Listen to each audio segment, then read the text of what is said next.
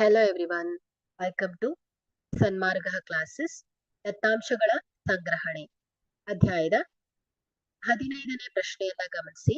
ಒಂದು ದಾಳವನ್ನ ಒಂದು ಬಾರಿ ಉರುಳಿಸಿದಾಗ ಸಾಧ್ಯವಿರುವ ಒಟ್ಟು ಫಲಿತಗಳ ಸಂಖ್ಯೆಯು ಆಯ್ಕೆ A 1, B 2, C 3, D 6.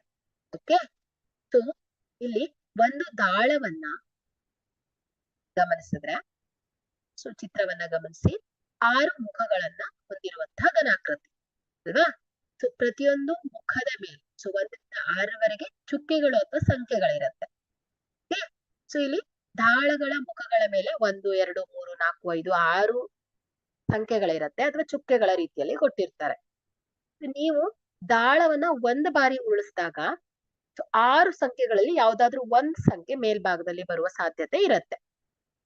So ಹಾಗಾದ್ರೆ ಇಲ್ಲಿ ಒಟ್ಟು ಸಾಧ್ಯವಿರುವ ಫಲಿತಗಳ ಸಂಖ್ಯೆ ಎಷ್ಟಾಗತ್ತೆ ಹೇಳಿ? 6. ಓಕೆ, ಸೊ 6 ಸಲ ಚಿಂದಾಗ 6 ರೀತಿಯ ಮುಖಗಳು ಬರುತ್ತೆ. ಹಾಗಾಗಿ ಒಟ್ಟು ಸಾಧ್ಯವಿರುವ ಫಲಿತಗಳ ಸಂಖ್ಯೆ ಎಷ್ಟು? 6. ಹಾಗಾದ್ರೆ ಕೊಟ್ಟಿರುವಂತಹ ಆಯ್ಕೆಯಲ್ಲಿ ಈ 6 ಸರಿಯಾದ ಆಯ್ಕೆಯಾಗಿದೆ. Thank you.